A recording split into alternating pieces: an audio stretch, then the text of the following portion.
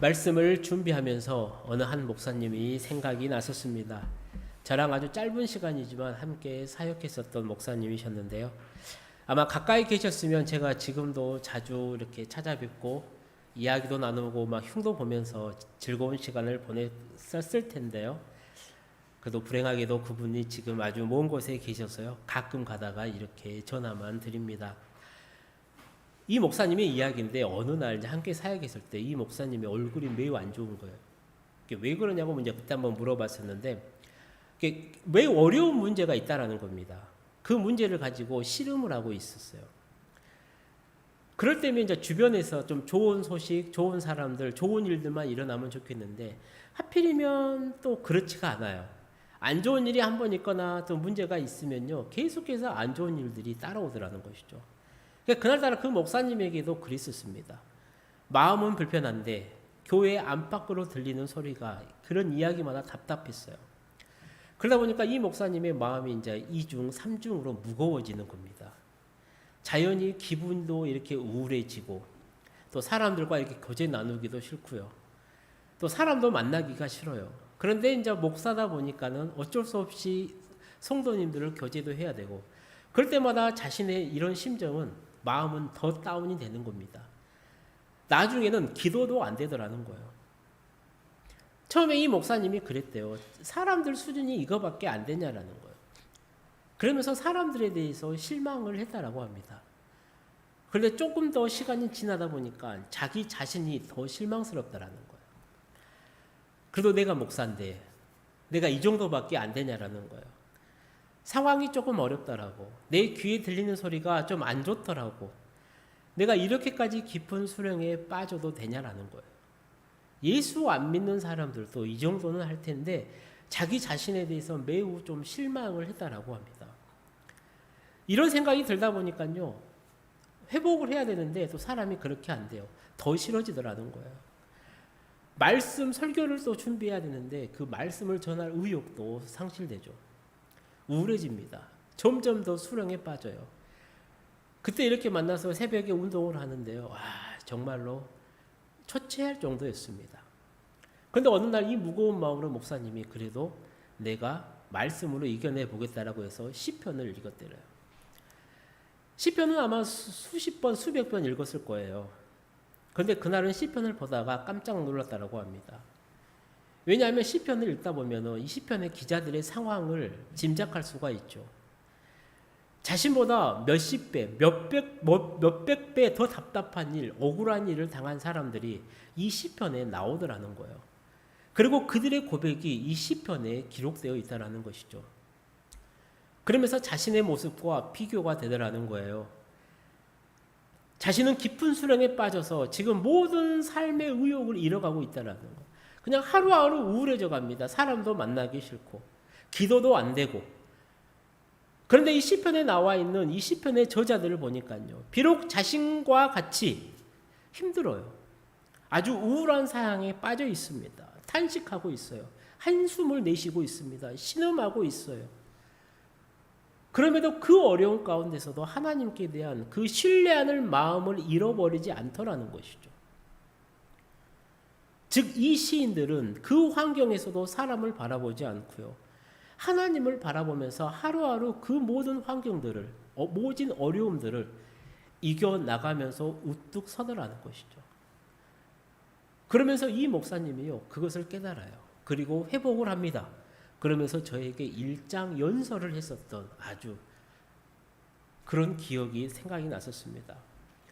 오늘 말씀을 받고 있는 이스라엘 백성들의 상황도 그래요. 이 목사님보다 훨씬 더 심한 상황입니다.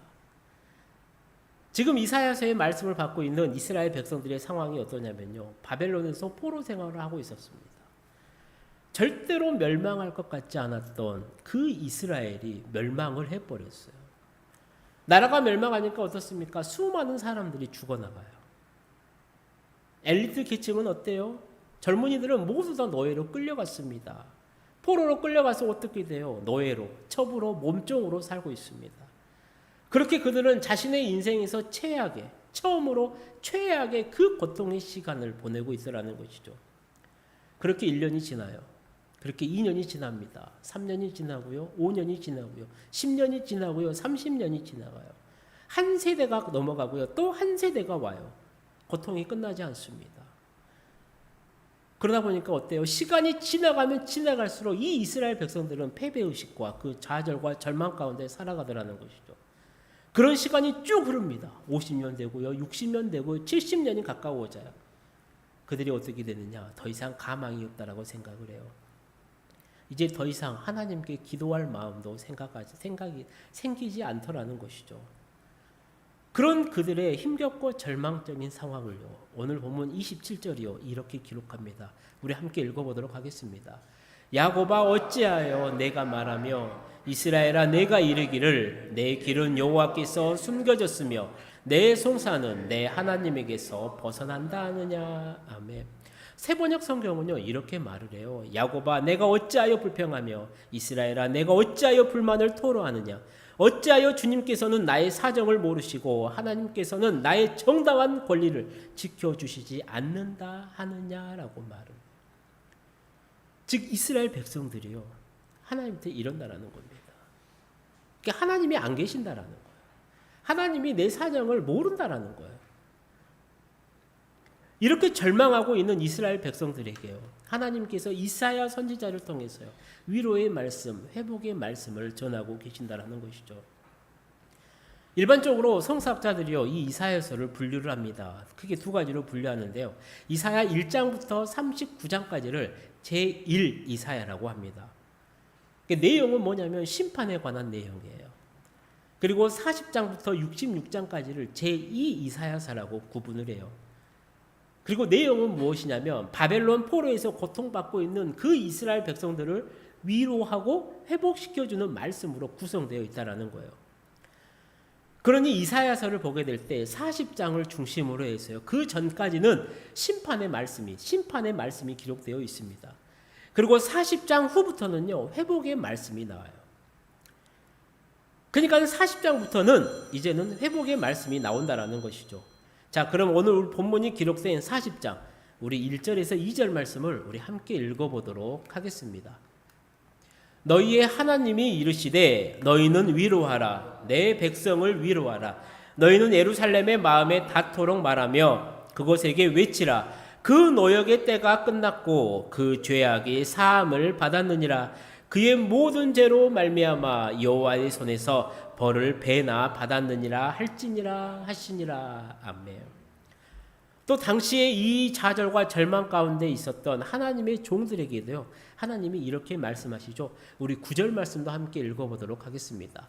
아름다운 소식을 시온에 전하는 자여 너는 높은 산에 오르라 아름다운 소식을 예루살렘에 전하는 자여 너는 힘써 소리를 높이라 두려워하지 말고 소리를 높여 유다의 성읍들에게 이르기를 너희의 하나님을 보라 하라. 아멘. 그리고 오늘 본문 이후에 말씀도 전부 다 회복의 말씀이 나옵니다. 이사야 53장에 가게 되면요 우리가 잘 알고 있는 이 메시아에 대한 예언이 나오고요. 이사야 65장을 가게 되면 새 하늘과 새 땅에 대한 예언까지도 연결이 된다라는 것이죠. 그러니까 오늘 만약에 우리 가운데 절망과 시리에 빠져 있는 분이 계신다라고 하면요. 다른 말씀보다는 이 이사야 40장 이후의 말씀에 집중해서 읽으시기를 권면합니다. 그리고 그 말씀을 하나님이 직접 나에게 주시는 말씀으로 받으시기를 축복합니다. 그러면 반드시요 그 절망의 상황에서 탈출해서 희망의 나라로 옮겨지는 그 놀라운 역사가 우리 성도님들 가운데 일어날 줄로 믿습니다. 그 가운데 오늘 본문은요 하나님에 대한 그 소망을 전혀 갖지 못하고 있는 포로지의 그 이스라엘 백성들에게 하나님이 어떤 분인지 하나님이 누구인지를 들려주고 알려주고 있다라는 것이죠. 그래서 오늘 본문도요 두 단락으로 구성이 됩니다. 첫 번째는 앞단락 우리 21절에서 26절까지인데요. 창조신앙과 구속신앙에 대해서 말씀을 하고 있죠. 즉 하나님을 어떻게 묘사하고 있냐면요. 하나님을 지평선 위에 앉아 계신 분으로 묘사를 해요. 하나님을 하늘을 휘장처럼 펼치신 분으로 묘사하고 있다라는 겁니다. 그리고 하늘에 있는 그 별의 이름을 다 기억하면서 관리하고 있는 섭리자로 묘사하고 있다라는 것이죠. 즉 무슨 말이냐면 하나님이 누구냐라면 세상을 지으시고 그들을 하나님의 백성으로 부르시고 돌보시는 분이 바로 하나님이시라는 겁니다. 즉 하나님이 우리의 주인이 되시고 우리가 그분의 소유가 된다라는 것이 무엇이냐면 바로 창조신앙이고 구속신앙이라는 겁니다. 사랑하는 성도님들, 우리가 삶을 살아가는데 정말 필요한 것 중 하나가 무엇이냐면요, 우리의 삶의 환경이 절망적일 때 그 환경의 너머를 볼 수 있는 눈이 우리에게 필요하다라는 겁니다. 그런데 오늘을 살아가는 우리의 시선은요, 너무나 현실에 매여 있다라는 거예요. 현실에 매여 있습니다.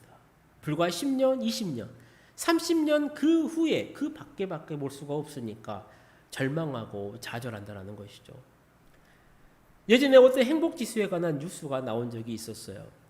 그 중에 가장 이 행복지수가 낮은 연령대가 40대라고 합니다. 그때는 공감하지를 못했는데요. 이제는 좀 공감이 되는 것 같아요. 왜냐하면 이 40대는 직장에서 승진과 퇴직에 따른 스트레스가 가장 심합니다. 고용 불안감이 가장 커지는 시기라고 해요. 그리고 가정에서는 어떠냐면요, 가장으로서의 책임, 또 자녀들도 크다 보니까 이 교육 준비, 그 다음에 노후 준비 때문에 너무나 힘든 세대라는 거예요. 혹시 2015년도에 있었던 그 서초동 새모녀 사건을 기억하십니까? 이 사건이 그 전형적인 그 엘리트 코스를 밟아온 40대 가장의 그 불안감을 극단적으로 보여준 사건이었어요.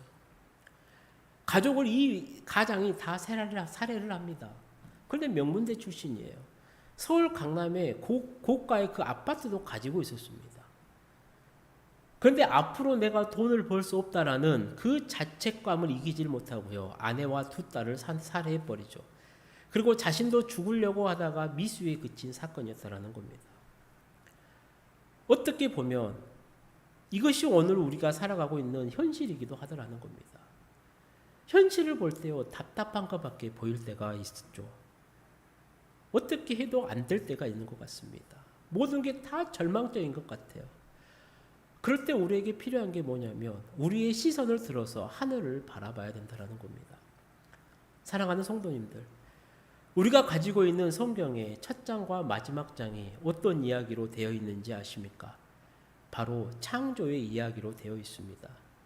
하나님이 천지를 만드셨고요, 하나님이 사람을 만드셨다라는 이야기가요, 창세기 1장에 기록되어 있어요.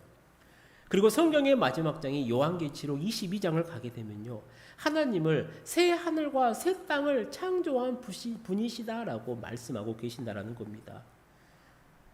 그러니 우리가 살아가고 있는 이 세상이든 천국에서든 우리의 삶의 자리는 하나님이 만들어 놓은 자리라는 겁니다. 그렇게 그 자리가 조금 힘들고 어렵더라도요, 그 세상은 나만이 세상이 아니라 하나님이 만든 세상 속에서 내가 잠시 힘든 것뿐이고 그 고난 너머에는 반드시 새로운 세상이 준비되어 있음을 아시고요, 정말로 하나님의 말씀을 들으시고 하나님의 말씀을 신뢰하시고 하나님을 느끼시는 우리 성도님들이 되시기를 축복합니다. 둘째 단락은요, 21절에서 31절이에요. 인생의 초점을 하나님께 맞추고 앙망하는 자에 대해서 말씀을 합니다. 그리고 그런 자는 절대로 낭망하지 않는다라고 말씀하고 있죠. 이런 예화가 있더라고요. 어떤 사람이 술을 먹습니다. 정신이 몽롱해요. 왜요? 술 취했으니까요. 그리고 푸드로 갑니다. 그리고 자기가 메어놓은 자신의 보트를 시동을 킵니다. 그리고 보트를 운전하기 시작을 해요. 계속해서 달립니다. 술이 깰 때까지. 그리고 이 운전자가 딱 깨요. 그리고 자신이 운전을 하고 배를 타고 왔으니까 바다 한복판에 와야 되는데요, 여전히 부두에 있다라는 겁니다.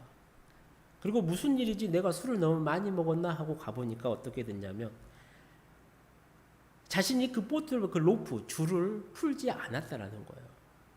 그러다 보니까 어때요? 조금 더 앞으로 나아가지 않고요, 그 자리에 있었다라는 겁니다. 그렇습니다. 우리를 얽어매고 있는 줄을 풀기 전까지는요, 우리가 아무리 노력하고 애써도요, 한 걸음도 나아갈 수가 없다라는 겁니다. 지금 포로 생활을 하고 있는 이 이스라엘 백성들의 문제가 바로 이것이라는 겁니다. 자신 나름대로는 포로 생활을 하면서 발버둥 치면서 잘 살아보려고 했습니다. 앞으로 나아가 보려고 했었을 거라는 겁니다.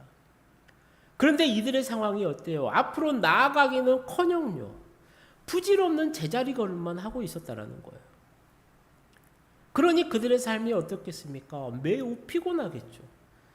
그래서 본문 30절에 이렇게 말씀을 해요. 소년이라도 피곤하며 곤비하며 장정이라도 넘어지며 쓰러진다라고 해요. 내 힘으로 내 능력으로 살아보려고 하는 자에게 찾아오는 것이 무엇이냐면 정말로 한참 팔팔한 청년이라도 피곤해서 고단해서 나가 떨어진다라는 겁니다. 오늘 우리의 특징이 이것이 아닙니까? 내가 능력이 있어요. 내가 힘이 있어요. 내가 물질이 있어요. 내 나름대로 열심히 해보려고 합니다. 잘한다라고 생각을 해요. 발버둥 칩니다. 그런데 나중에 돌아오는 것은 무엇이에요? 한숨이고 탈진이라는 것이죠. 예수님이 회당에서 귀신 들린 자를 고쳐주십니다. 그리고 회당에서 나와서 어디로 가냐면요. 베드로와 안드레의 집으로 가요. 그런데 그 집에 들어가니까 누가 있냐면 베드로의 장모가 열병으로 누워 있었다라는 거예요. 그리고 이 문제를 조금만 더 깊이 들여다보면요. 우리가 이렇게 해석해 볼 수도 있겠죠. 어느 날 고기잡이를 잘했던 베드로가요. 이 베드로와 안드레가 예수님의 부르심을 받아요. 그리고 그들의 선택이 무엇이었냐면 예수님의 부르심을 받고 그 자리에서 물고기 이 그물을 던져버려요. 그리고 예수님을 따르겠다라고 합니다. 그리고 이 소식을 누가 가장 먼저 들었을까요?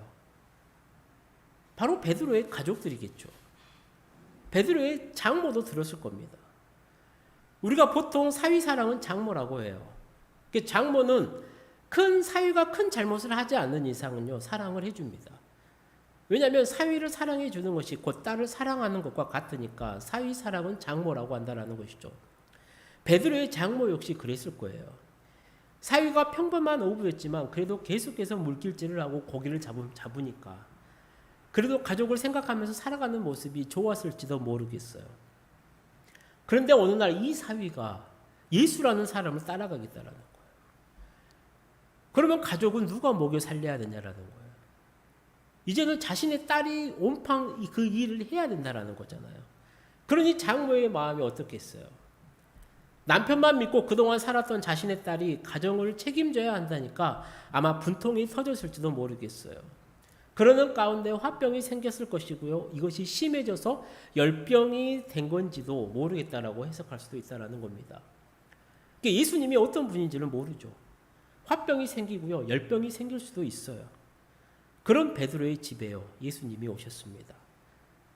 예수님은요. 베드로의 장모에게 내가 누구인지, 베드로를 내가 왜 제자로 삼았는지, 그리고 이 제자, 이 당신의 그 사위를 통해서 어떤 위대한 일을 계획하고 있는지를 설명해 주지 않습니다.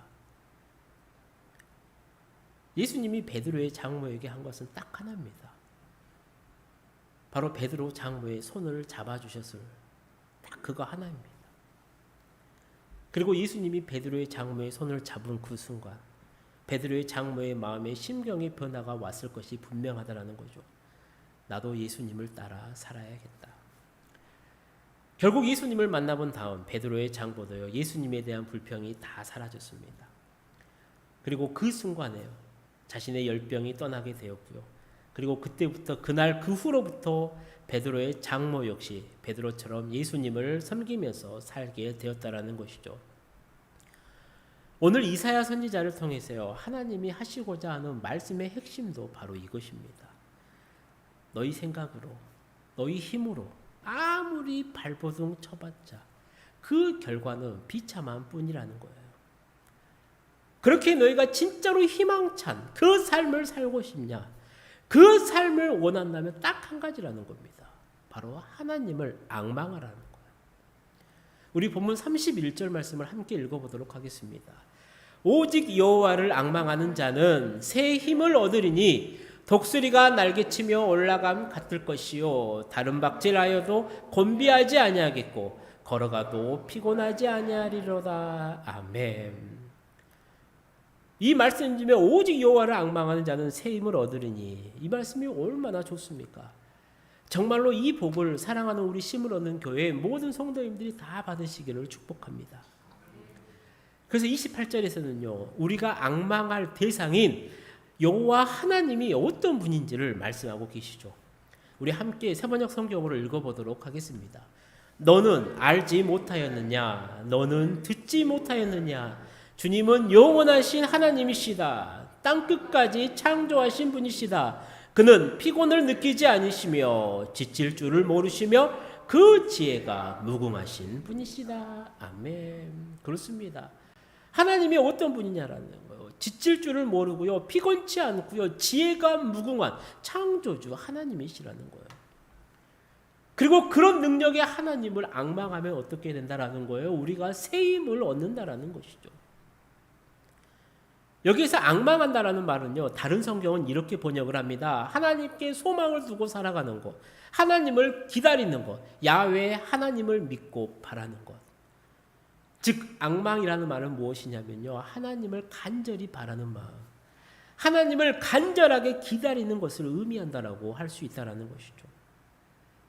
즉 우리가 세상을 바라보지 않고요, 우리가 세상에 헛된 것을 기대하지 않고요, 정말로 하나님을 간절히 바라보면서 하나님을 간절하게 기다리면 그 하나님께서 우리에게 새 힘을 주시고 우리가 더 힘차게 살아갈 수 있는 그 힘을 주신다라는 겁니다.